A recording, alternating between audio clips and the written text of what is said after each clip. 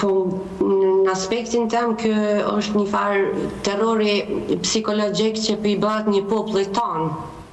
Dhe jo vetëm brenda Kosovës, por edhe në Shqipëri dhe kudo që shqiptarët gjenden.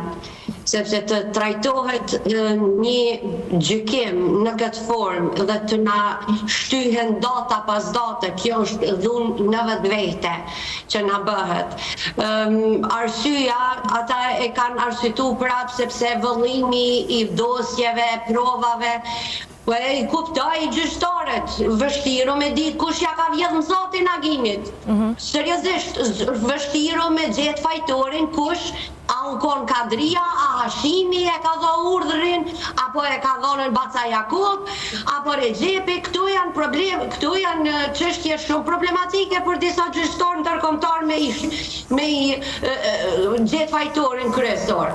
Kjo gjykatë tash është bëhet sharlatane, kjo nuk është drejtësi, kjo u shndru në diçka tjetër, që neve në po na mon nangës, po na mon tension, vim deri tek një përfundim, shtyhet.